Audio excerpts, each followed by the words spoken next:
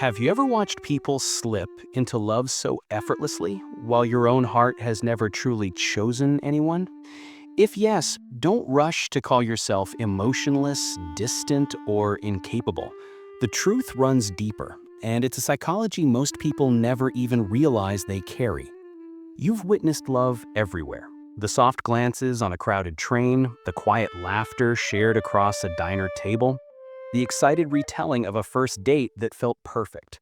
You feel these moments intensely, sometimes more than the people living them.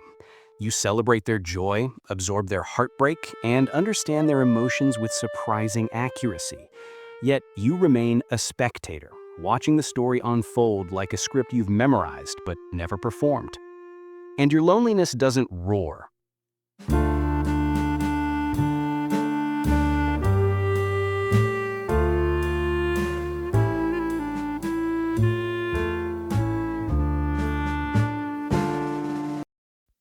It whispers.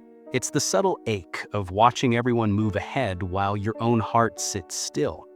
No matter how much you try, it refuses to open for anyone. You've tried to fix it. You've given chances. You've forced yourself to date, to feel, to connect, but it never works. Not because you lack opportunities or effort, because your heart processes connection in a completely different way. Something no common dating advice ever touches. In this video, we're breaking all of it open. Why your love works differently, why your standards are actually protection, and why people who've never been in love often carry a rare emotional depth. Welcome to the world of the waiting heart. If you've spent your life observing love rather than living it, there's a psychological explanation. It starts with how your mind interacts with emotion. People like you aren't passive. You're not uninterested. You're simply someone who feels too much, too early, too deeply. Psychologists call this the observer's curse. When you're sensitive to emotional shifts before others even notice, you learn relationships by watching them. You notice their patterns, their red flags, their unraveling. You don't just see a couple arguing. You feel the tension like a knot in your chest. You don't just listen to a breakup story, you absorb the fatigue behind their words. This is the signature of a highly sensitive person, also known as an HSP. Your nervous system is wired like a sensitive microphone, capturing emotional frequencies others overlook. The world feels louder to you. Disappointment lingers longer. Arguments hit harder. Everything emotional arrives amplified. So when you witness a relationship collapse, your body reacts before your mind does. Tight chest, uneasy stomach, a flash of fear. While others date casually, you calculate the potential emotional cost before you even consider trying. Where others see excitement, you see future heartbreak, misunderstandings, unmet needs waiting to appear. Your mind forms a subconscious rule. If love can hurt this much, it better be worth the risk. That's why you don't fall easily, why you don't jump quickly, why you hesitate at the edge. Your heart isn't avoiding love, it's avoiding emotional danger. But here's the deeper truth. When you've spent years witnessing emotional storms, your heart develops a different kind of wisdom. Love can heal, but it can also devastate. Which leads to the next part of your psychology. Your heart doesn't respond to sparks or instant chemistry. It opens only when it feels emotionally safe. And that changes everything. For people like you, love doesn't strike like lightning. It rises like a sunrise. Many people fall on what psychology loosely calls the demisexual or slow burn spectrum, where attraction appears only after trust forms. Most people feel the spark first and connection second. You move in the opposite direction. You need time to observe, to understand, to feel someone's authenticity. You watch how they speak to others, how they treat strangers, how they show kindness when it costs them something. You don't fall for gestures, you fall for consistency. There's biology behind it too.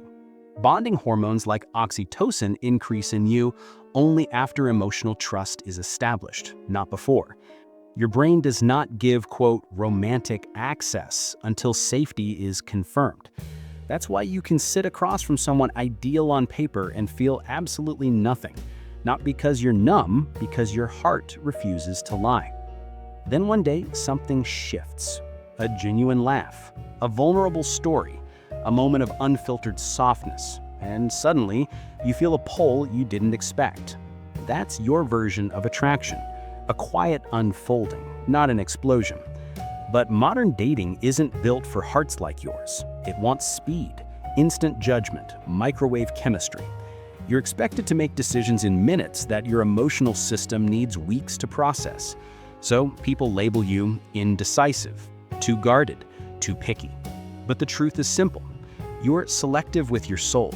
You don't want noise or temporary comfort. You want resonance, connection that feels like truth. Which brings us to the part most people misunderstand entirely. You've probably heard it endlessly. You're too picky. Your standards are unrealistic. You expect too much. But picky is not the real word here. You're cautious. And cautious is another word for trying to protect yourself.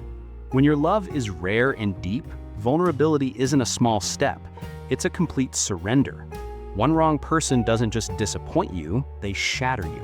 So your mind builds protections disguised as high standards. On the surface, they look like preferences. Underneath, they're shields. Psychologists call these false standards, criteria built from fear, not desire. They show up in three common forms. 1. Impossible expectations. You want perfect maturity, perfect communication, perfect emotional control. Nobody can give you that, and that's the point. 2. The predictability fantasy. You want someone who understands your needs instantly, never misunderstands you, never gets confused. This isn't compatibility, it's fear of emotional conflict. 3. The no-trigger dream. You want love that never overwhelms you, never challenges you, never exposes vulnerability. That's not romance. That's emotional armor. Your walls learn to masquerade as standards, and because others can't see your inner logic, they mistake protection for pickiness. But beneath every standard lies the same truth. You want emotional safety more than anything. And that pressure becomes heavier when the world reminds you, directly or indirectly, that you're late. Friends are getting engaged. People your age are raising families. Every gathering echoes the same question. So, seeing anyone yet? This is the social clock, the timeline society pushes on personal life. Love by your 20s, marriage by your 30s, certainty at every age. But here's the real truth. This timeline is cultural, not natural. Love doesn't follow a schedule. Your growth doesn't follow a calendar. Still, the pressure is heavy. You scroll through engagement photos, new home posts, anniversary captions, and a quiet voice whispers, "Why not me? Why not yet?" That's emotional FOMO. But the truth is clearer than you think. Being single isn't falling behind. It's becoming emotionally ready in a way that most people never get the chance to be. While others rushed into relationships to avoid loneliness, you faced yourself. You learned your boundaries, your patterns, your needs. That's not a delay, it's preparation. And that preparation shapes a very different love story. The part nobody tells you is this: a heart that has never been in love carries a special strength. Not a weakness, not a flaw, a strength. While many people spend their youth giving themselves to the wrong people, softening their boundaries, damaging their trust, you've been building emotional capacity. Your heart isn't drained by toxic cycles. It isn't bruised by careless love. It isn't exhausted by years of confusion.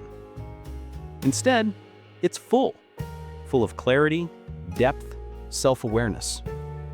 You aren't empty, you're reserved.